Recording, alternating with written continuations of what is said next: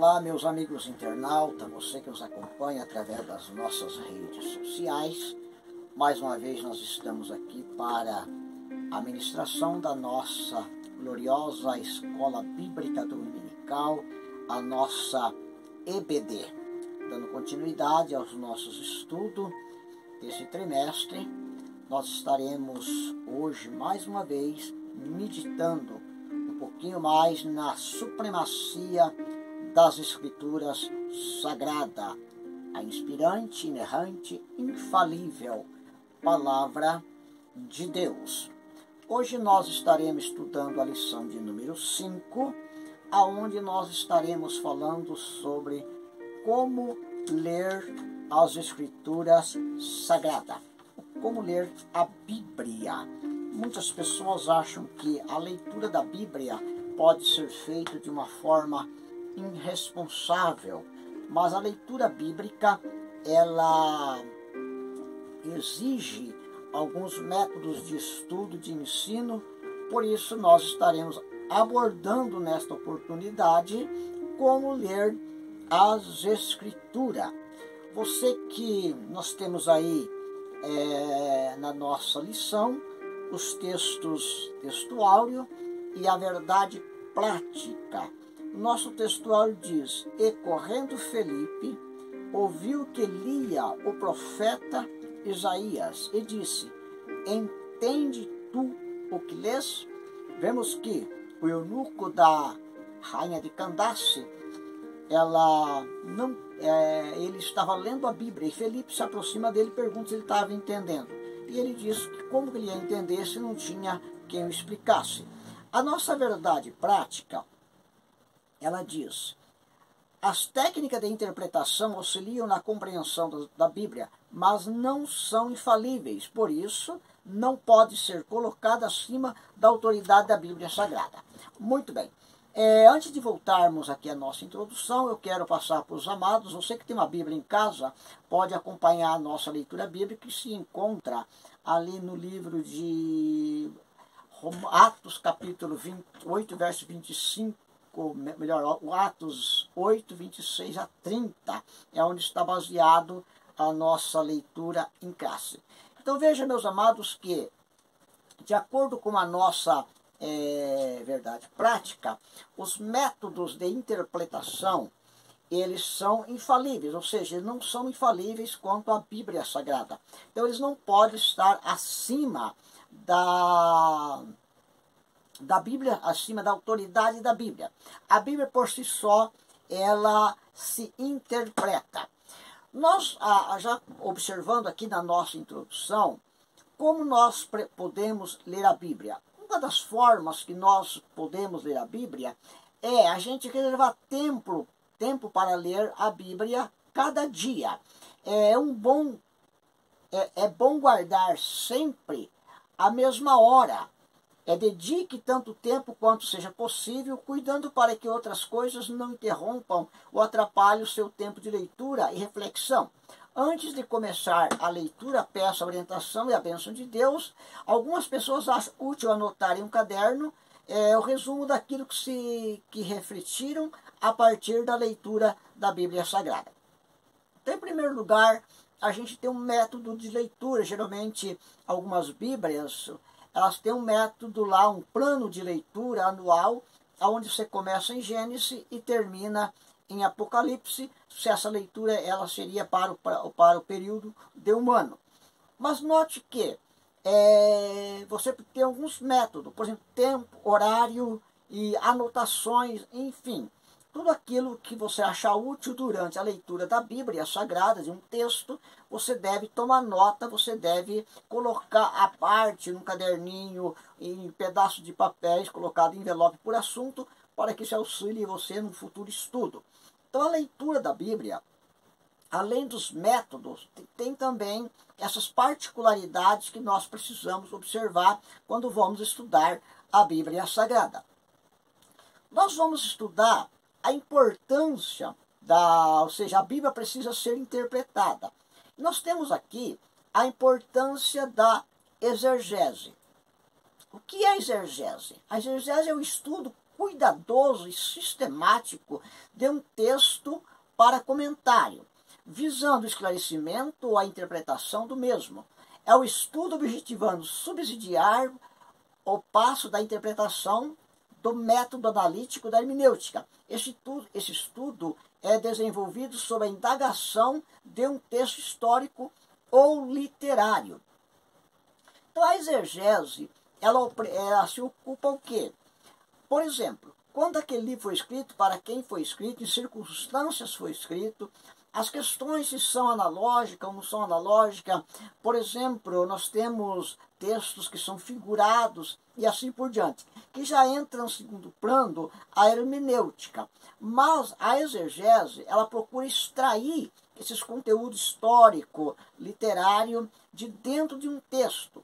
Porque nem todos os textos na Bíblia, eles foram escritos em algumas circunstâncias, por exemplo, histórica, fatos e acontecimentos. Então a exegese, ela vai preocupar com isso, para trazer para nós, para fora, este conhecimento em relação ao texto ao qual nós estamos estudando.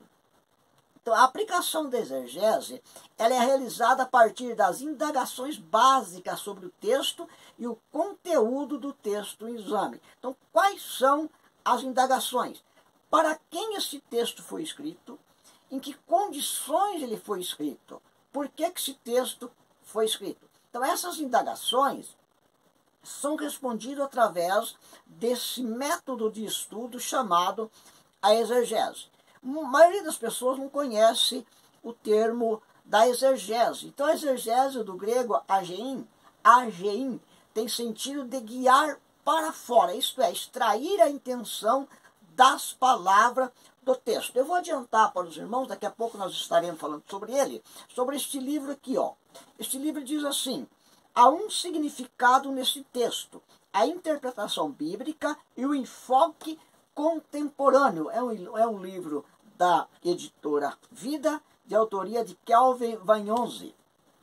Muito importante para quem gosta de estudar a Bíblia Sagrada e a busca dessa interpretação através do método de exegese, ele é muito, muito bom, nos auxilia bastante. 2 Timóteo, capítulo 2, versos 15, diz assim, ó: procura apresentar-te a Deus aprovado como obreiro, que não tem de que se envergonhar e que maneje bem a palavra da verdade.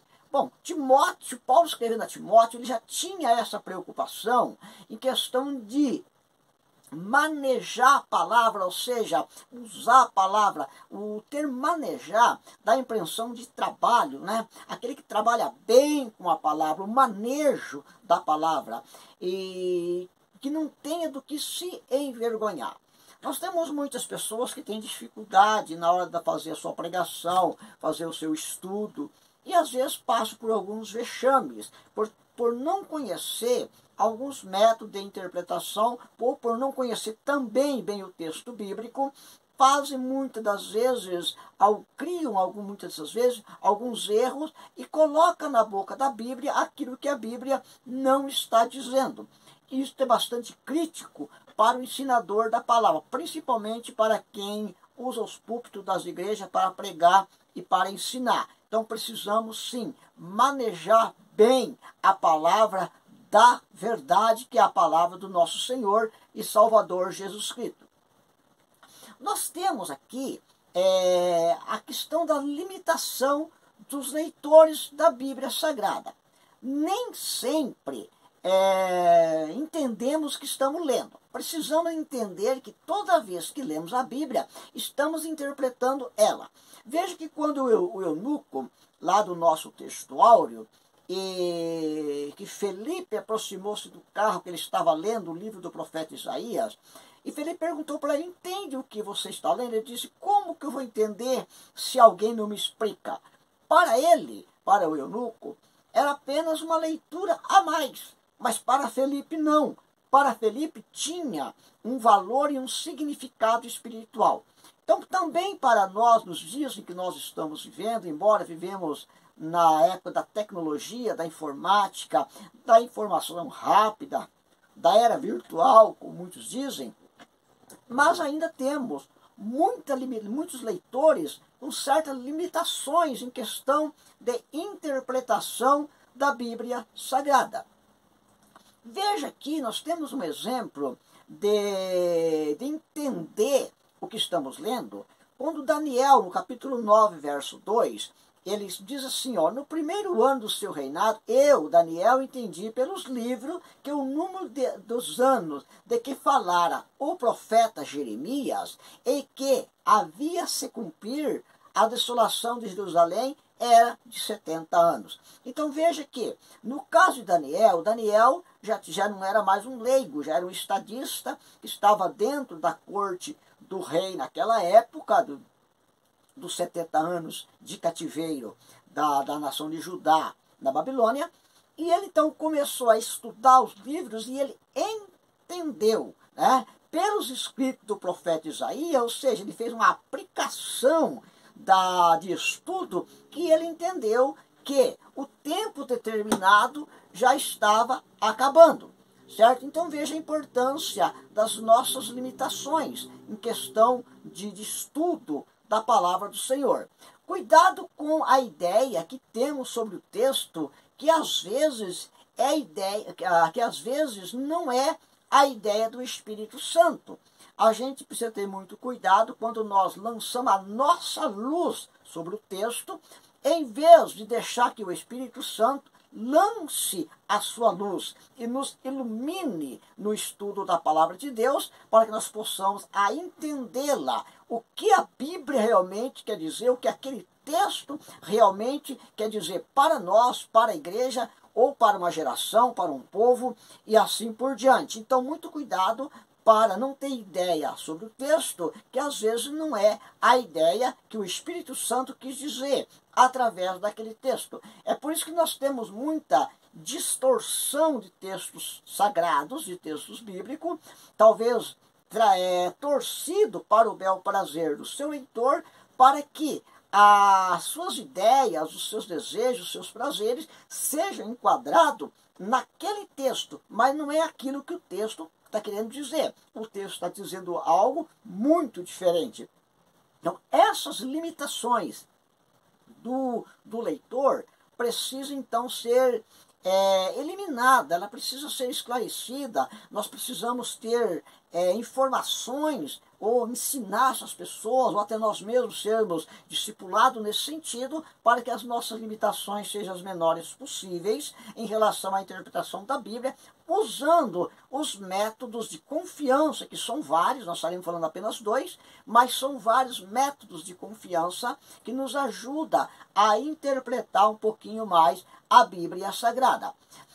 A nossa natureza procura sempre aquilo que nos agrada, e muitos querem adequar a Bíblia à sua vida e costume. Foi o que nós falamos. Nós vemos aí alguns movimentos ativistas que eles querem usar a Bíblia e usam textos bíblicos para justificar a sua prática de vida, quando na verdade a Bíblia não está dizendo nada sobre aquela prática de vida, mas eles usam textos isolados, sem uma interpretação acurada, sem uma interpretação fiel, para poder trazer aquele texto para agradar a sua vida ou seus costumes no seu dia a dia. Efésios capítulo 4, verso 22, a palavra de Deus nos diz que, quando ao trato passado, vós despojeis do velho homem, que se corrompe pelas concupiscências do engano.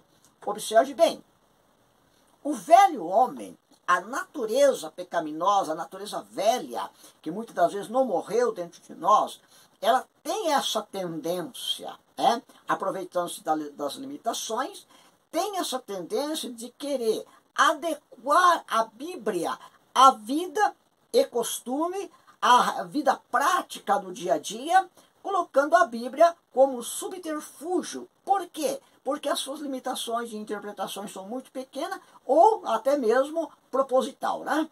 Nesse sentido, precisamos de métodos sadios para interpretar a Bíblia e buscar auxílio, seja em curso ou até mesmo com amigos.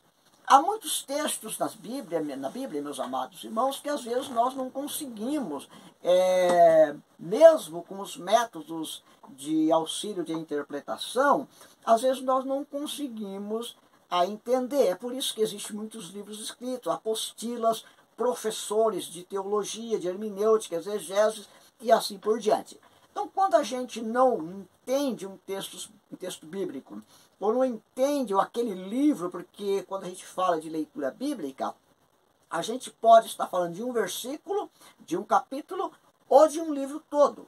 Muitas vezes nós não entendemos o propósito que foi escrito aquele livro, então nós recorremos, quem sabe, a um curso, ou recorremos a um amigo com mais experiência, para que esse amigo nos ajude nessas interpretações, e com isso nós vamos eximindo um pouco das nossas limitações como estudante ou leitor da Bíblia Sagrada.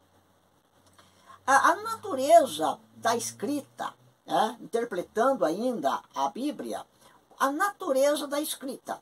Natureza, ou seja, a essência das escrituras sagradas, ela é espiritual. Isso ninguém pode negar.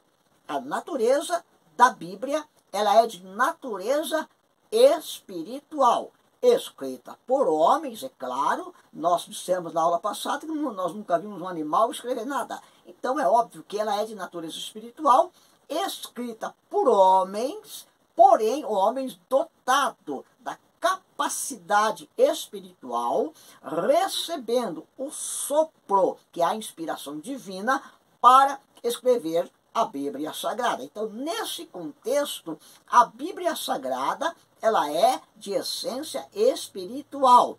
Isto é, não é um livro de invenção humana. Ela existe por inspiração divina e tem sido conservada por até os nossos dias pela providência de Deus. Devemos enfatizar a natureza verbal ou proporcional da revelação bíblica. Observa, amados, que a Bíblia é o único livro que resistiu às intempéries do tempo, às perseguições. A Bíblia resistiu às fogueiras e ela ainda continua no nosso meio até os dias em que nós estamos vivendo em pleno século XXI. Por que isso? É por causa da sua natureza. Nós já dissemos em aulas anteriores que muitos livros, eles perderam o seu valor, perderam a sua validade, muitas técnicas escritas naqueles livros já mudaram, muitas histórias daqueles livros já não são mais essencial para os dias atuais, e esses livros muitas vezes não são encontrados nem em onde vende livros antigos chamados de sebos. Os livros saíram do mercado.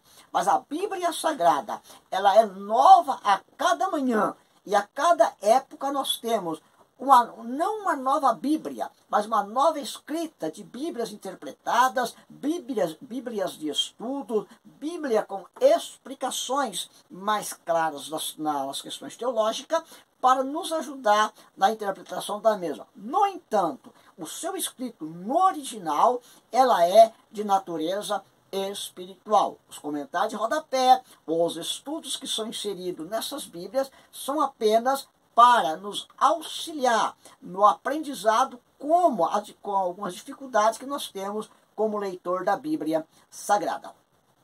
A interpretação está na própria natureza da Bíblia Sagrada. Vejamos que, quando a gente fala de interpretar, a gente usa aquele máxima, diz que a Bíblia interpreta por si própria. É verdade, a Bíblia se interpreta por si própria, os versículos são harmoniosos. Mas agora o que me chama a atenção é que 40 escritores que escreveram a Bíblia de forma harmônica, muitos desses escritores, alguns deles estavam morrendo enquanto outros estavam nascendo, não chegaram a se conhecer, vivendo em países distantes, terras distantes um do outro, e eles escreveram a mesma mensagem de forma muito harmônica e gloriosa. E esse período em que esses escritores viveram para escrever a Bíblia gira em torno aí de 1.600 anos. Então veja, um período de história escrito por 40 escritores em 1.600 anos, de uma forma tão harmônica e gloriosa que seria impossível ainda hoje, com todos os recursos que nós temos da mídia, da internet, da velocidade que nós vivemos hoje, seria quase que impossível escrever de forma harmônica a Bíblia Sagrada como nós temos em nosso meio, nessa nossa era virtual, né? Nós temos hoje as Bíblias, bastante Bíblias nos aplicativos, né? Imagina para escrever uma Bíblia na época que nós estamos vivendo hoje. Se essa época fosse na época desses homens, desse período de 1.600 anos, a Bíblia talvez seria, vamos dizer assim, uma forma harmônica explicada. Mas nas condições da época, nós só podemos entender que foi o sopro do Espírito Santo de Deus nas revelações e nas inspirações dos escritores. A forma da escrita, ainda dentro do contexto da natureza da Bíblia, nós temos as narrações, nós temos as crônicas, temos poesias e parábolas. Cada uma dessas formas de escrita, elas exigem de nós uma forma de interpretação. O que Deus quis dizer naquela narração, o que Deus quis dizer naquela poesia, ou até mesmo das crônicas, né, que foram escritas na Bíblia, as parábolas, o significado das parábolas para nós, ou o que Jesus quis dizer, principalmente nas suas parábolas. Por exemplo, os livros poéticos, o que Deus quis dizer com os escritos dos Provérbios, Cantar de Salomão, Eclesiastes, o próprio livro de Jó, que também é considerado um livro poético. O que Deus quis dizer para a geração daquela época e para a nossa geração hoje, em soprar sobre esses escritores essa revelação tão grandiosa. E nós só vamos entender isso, entendendo a natureza da Bíblia, através das regras de interpretação, e neste caso, neste primeiro momento, nós estamos falando da exegese.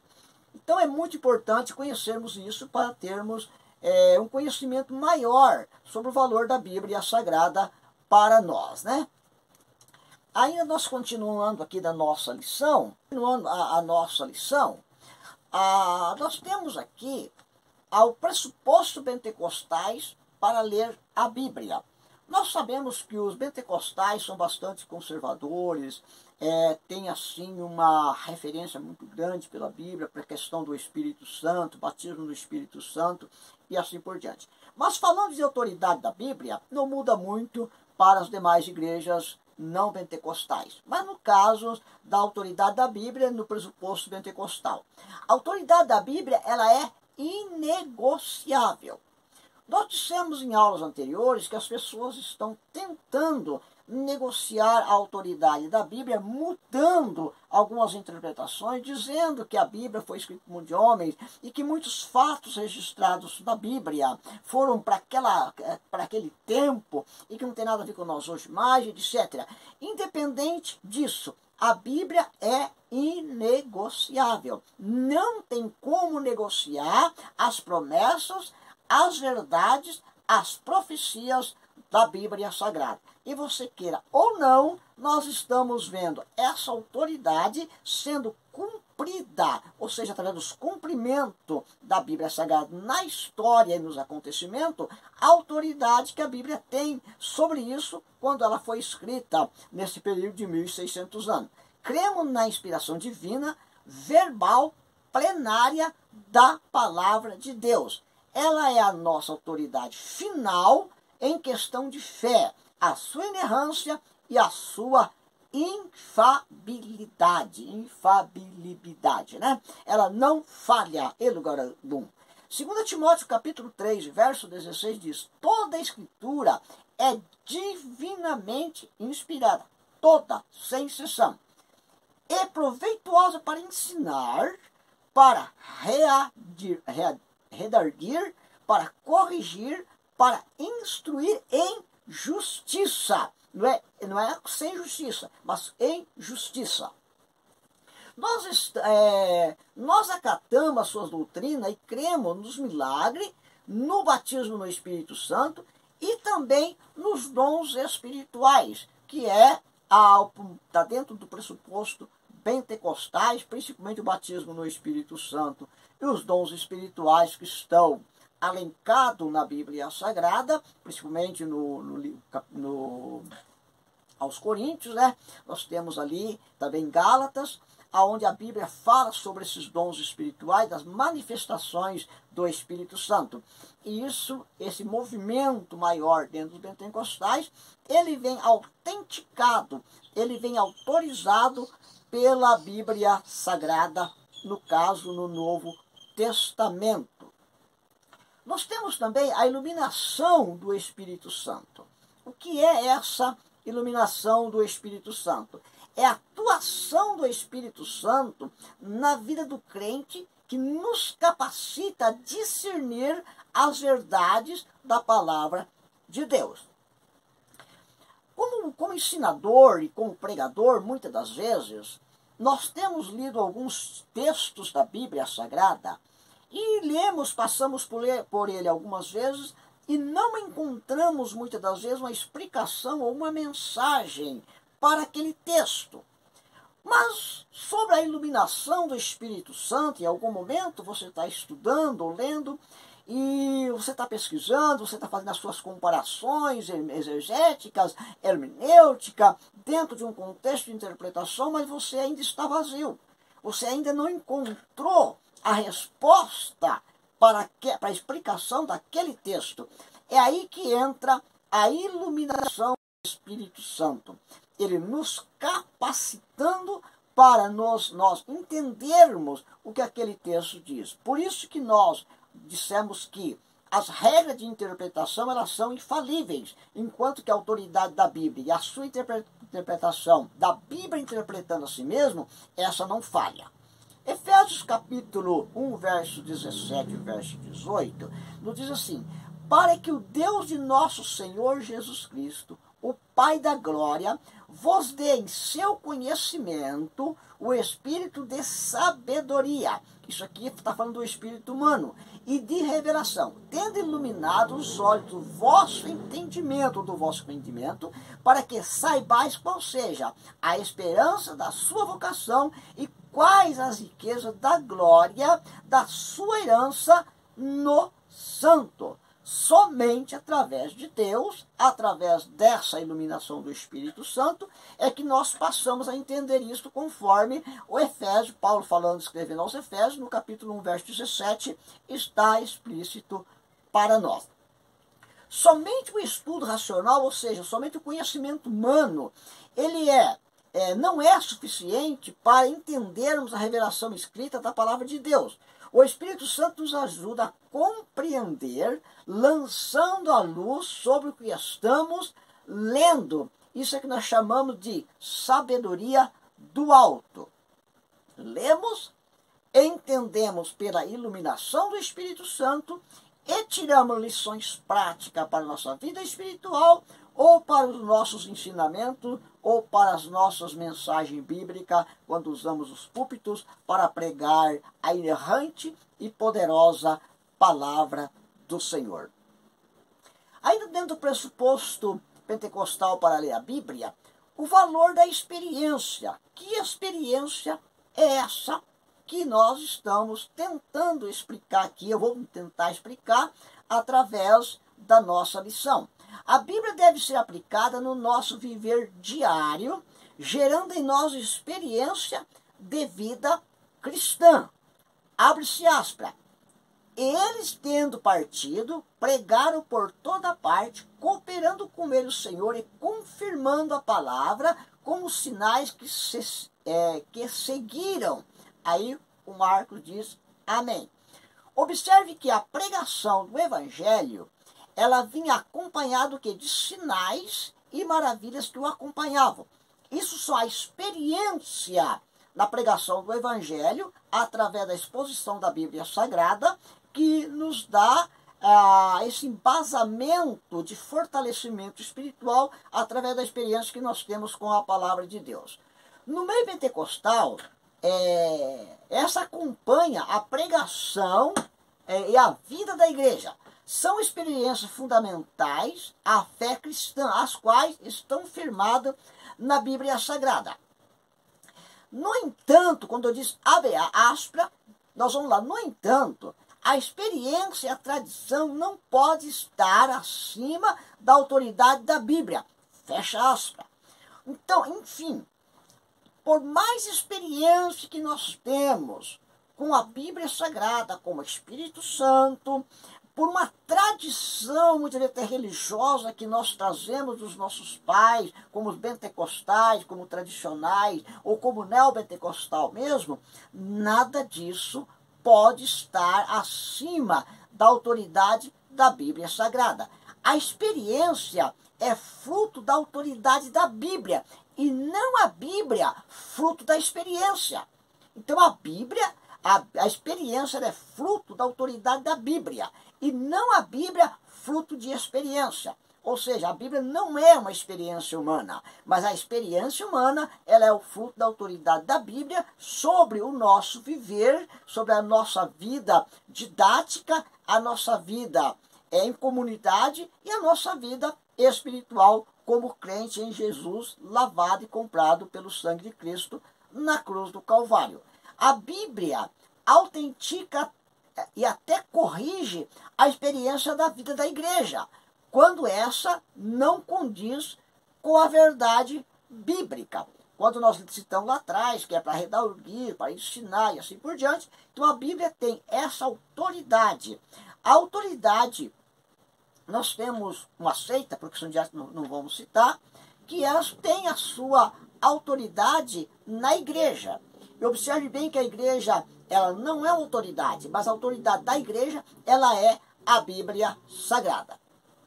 2 Timóteo, capítulo 4, verso de número 2, diz, que pregue a palavra, insista a tempo e fora de tempo, redarguindo, repreendendo, exortando com toda longanimidade e doutrina. O que me chama a atenção nesse texto é que Paulo, escrevendo ao jovem Timóteo, ele diz para exortar, mas com toda longanimidade. Ou seja, é uma exortação para edificação com gozo espiritual. A longanimidade, ou seja, a distância da extensão do amor de Deus para com a igreja, para com cada leitor da Bíblia Sagrada. Regras básicas de interpretação da Bíblia. A Bíblia é a sua própria interpretação. Nós falamos da exegese no primeiro momento, agora nós vamos falar um pouquinho da hermenêutica. Vamos conhecer um pouquinho o que é a hermenêutica para diferenciarmos. A exegese nós falamos que é extrair para fora, procurar o contexto para quando foi escrito, quem foi escrito, contexto histórico, enfim, cultura, etc. Na hermenêutica, nós temos não o contrário, mas pouco mais distante. A palavra hermenêutica é derivada do grego hermeneutike, e o primeiro homem a empregar esse termo técnico foi o filósofo Platão. O filósofo Platão viveu aí no ano 427 a 347 a.C., foi um filósofo grego da antiguidade, considerado um dos principais pensadores da história da filosofia, e era discípulo de Sócrates. Lembrando que Sócrates mesmo não escreveu nada, mas Platão e alguns dos seus discípulos deixaram os seus escritos sagrados. Então, a hermenêutica, temos a história dela, para você conhecer um pouquinho da onde teve a origem da hermenêutica, né? É uma origem filosófica de Platão. A hermenêutica, ela é o que? É a ciência que estabelece os princípios, leis e métodos de interpretação. Em sua abrangência, trata-se das teorias da interpretação de sinais, símbolos de uma cultura ou de uma lei. Então veja que nós vemos a hermenêutica presente até mesmo nos contextos jurídicos. Nós também vemos a hermenêutica e a exegese também está junto. Mas aqui no caso, nós estamos falando da hermenêutica. É muito interessante a gente perceber isso, que às vezes as regras de interpretação, nós achamos que ela é só para a Bíblia. Não, a hermenêutica, a exegese e outros meios de interpretação, outros métodos de interpretação, também pode ser aplicado a livros, principalmente no caso de livros antigos, né? Temos certa dificuldade em entender porque que o escritor escreveu naquela época. Então isso, a busca dessa interpretação também enriquece muito o nosso conhecimento na questão da cultura secular. A Bíblia é a sua própria inspiração, continuidade. A divisão da hermenêutica é reconhecida como geral e específica. Geral é aquela que se aplica à interpretação de qualquer obra escrita. Que eu falei agora sobre os livros antigos, principalmente livros antigos, né? E a gente tem alguma dificuldade de entender, então nós aplicamos a regra da hermenêutica. Também em escritos mais novos, mais contemporâneos. A específica é aquela que se aplica a determinado tipo de produtos literários, tais como lei, história, profecias, poesias e as crônicas e assim por diante, coloquei etc. Né? E que se trata nesse estudo, no nosso caso, né, do que se trata nesse estudo, por estarmos dentro do campo da aplicação da leitura sagrada. A Bíblia como inspirada palavra de Deus. 2 Timóteo, capítulo 3, verso 16, mais uma vez, toda a escritura é divinamente inspirada, proveitosa para ensinar, para redarguir, para corrigir, para instruir em justiça, para que o homem de Deus seja perfeito e perfeitamente instruído para toda boa obra. Então essa é a finalidade da Bíblia Sagrada e quando nós usamos, então, essa que a Bíblia ela interpreta a si própria. A Bíblia, ainda a sua interpretação. A hermenêutica nos indica que devemos estudar um texto partindo do seu contexto. Vamos falar de contexto para melhor esclarecer essa questão da interpretação da Bíblia através da hermenêutica. O que é texto partindo de um outro texto? Nós temos textos e contexto. O contexto ele pode ser contexto próximo como um contexto remoto. O contexto partindo de outro texto, ele pode estar dentro do mesmo capítulo, ou pode estar dentro de um mesmo livro, ou ele pode estar em outro livro. Então nós temos o contexto próximo e o contexto remoto. Então a hermenêutica nos indica que devemos estudar um texto partindo de outro texto. Estudando, por exemplo, o Novo Testamento, quando a gente olha ali na genealogia de Jesus, nós vemos que parece ali Raabe. E Raabe, nós sabemos, lá na tomada de Jericó, ela estava no muro. E ela era, vamos dizer assim, uma meretriz, uma prostituta que morava no muro da cidade de Jericó. E quando os espias vão para a cidade de Jericó, ela faz uma benevolência, ela guarda, ela esconde os espias. E nessa benevolência, ela pede que eles guardem ela, ou seja, protejam ela da destruição. Então os espias, eles dizem o seguinte, então deixa um fio de escarlate, né, vermelho pendurado na janela como sinal. Aí nós temos dois contextos bem remotos para nós estudar. Primeiro, por que Raabe foi preservada lá? E depois ela aparece na genealogia de Jesus. Nós temos aqui uma mensagem muito profunda. Eu não vou entrar no contexto. Por que um fio vermelho e não branco? Temos também um outro contexto. Então, por isso nós precisamos ter esse contexto próximo e o contexto remoto, para entendermos o que o texto quer dizer. Por que essa mulher vai aparecer na genealogia de Jesus em Mateus? Aparentemente não tem nada a ver uma coisa com a outra, mas há uma explicação da promessa lá atrás. E aí nós passamos a entender a Bíblia pela Bíblia, né? A Bíblia interpreta a si mesmo, mas mesmo assim, todo estudante da Bíblia Sagrada precisa do auxílio de regras básicas para uma correta interpretação. Nós temos vários métodos analítico, método expositivo, método textual e assim por diante, que vai nos ajudar a interpretar um pouco mais. Para isso é bom você fazer um curso de interpretação da Bíblia, para poder aprender um pouco mais sobre esses métodos e talvez lhe auxiliar no estudo da Bíblia Sagrada. Quais são os princípios da interpretação da Bíblia ainda? Princípios gramaticais, princípios históricos, literários, figurados, alegóricos e outros. mas sempre que é possível, interpretar literalmente. Observe que, ainda que nós temos todos esses métodos, esses princípios, mas ainda é opcional, é melhor quando a gente parte pelo princípio literal. O princípio literal é mais fácil de ser entendido, mas nem sempre nós conseguimos fazer isso, porque o princípio da escrita, o princípio da interpretação que vamos usar, se nós não entendermos a questão gramatical, histórica, literária ou figurado, dificilmente a gente vai conseguir entender o literal. No literal, as coisas é literal, e muitas vezes não é, são figurados e assim por diante, né? Cuidado com os símbolos e alegorias, eles precisam ser respeitados quanto ao significado que eles dão. Então, observe bem, se eles são figurados, são alegóricos, eles não podem ser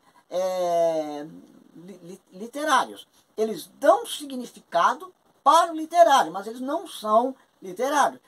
Eles são figura ou uma comparação, um símbolo, né, que vai nos dar uma lição.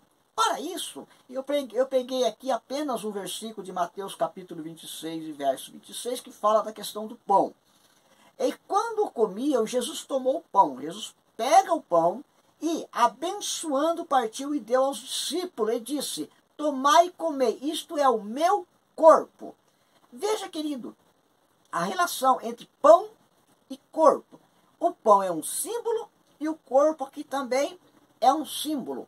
É uma alegoria, o texto ele é uma alegoria. Por quê?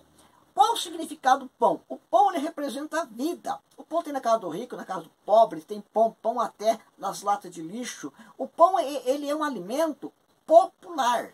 E é um alimento com base de fibra e tudo mais, aonde alimenta o ser humano. E Jesus, para explicar a vida espiritual, ele usa o pão na ceia. Ele partiu o pão e se alimentou do pão e disse: olha, esse é o meu corpo, que dá vida eterna, que dá a salvação, que é partido por vós. Agora, vejamos lá, ó, não existe aqui nenhuma forma de canibalismo. Alguns podem dizer, mas Jesus lá era canibal, comia carne. Não, não é isso. O que a Bíblia está dando aqui é um sentido figurado, alegórico, usando símbolos para explicar valores espirituais, né?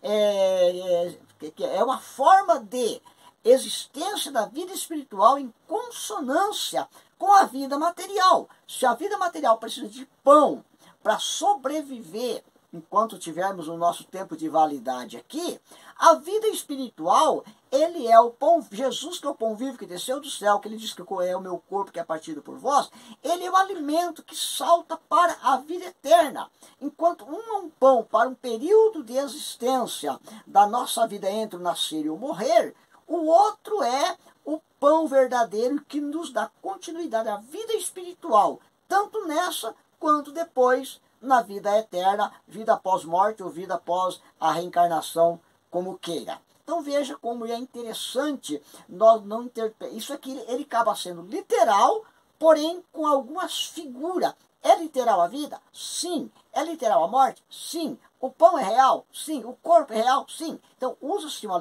alegoria, usando símbolos para explicar uma verdade literal, que é a vida, e a vida na terra e a vida depois da morte, com dois símbolos, o pão e o corpo. Os perigos da hermenêutica moderna.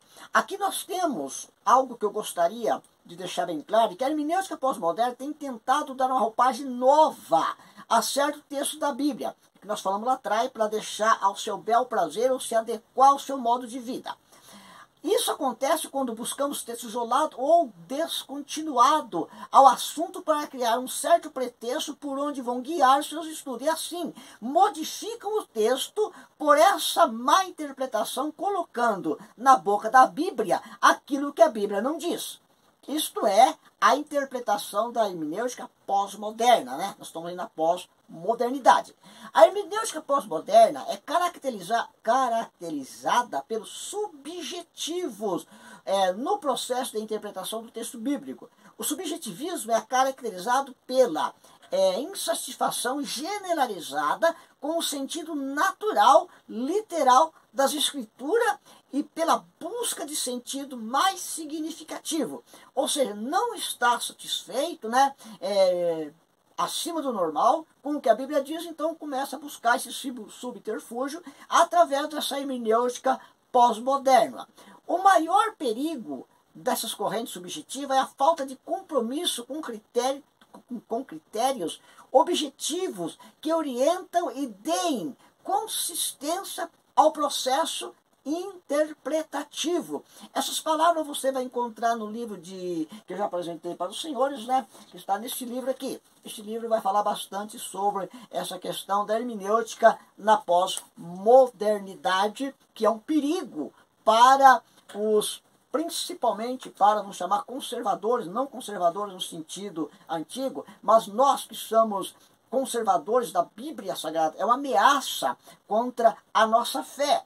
A hermenêutica pós-moderna, ela tem vindo com apresentações novas das interpretações de costumes e práticas da Bíblia Sagrada que tem entrado dentro das nossas igrejas e transformado a verdade, não vou dizer em mentira, mas adulterada, para que se molde as suas doutrinas, as suas liturgias, dentro de um contexto da Bíblia, através dessa hermenêutica pós-moderna.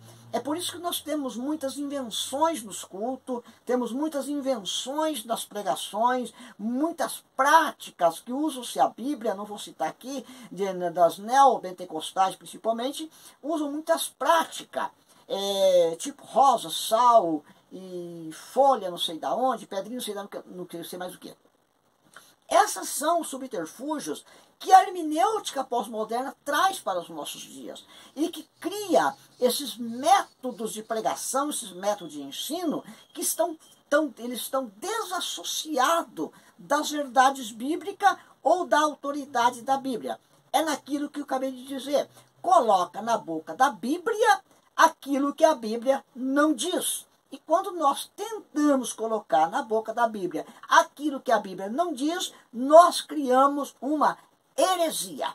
E é por isso que nós temos muitas heresias dentro das nossas igrejas, heresias na liturgia dos nossos cultos, heresias nas nossas pregações, enfim, por causa dessa hermenêutica pós-moderna. Então tenhamos muito cuidado quando nós estamos aplicando os métodos de interpretação e que esse método não seja métodos pós-modernos que venha modificar a Bíblia Sagrada.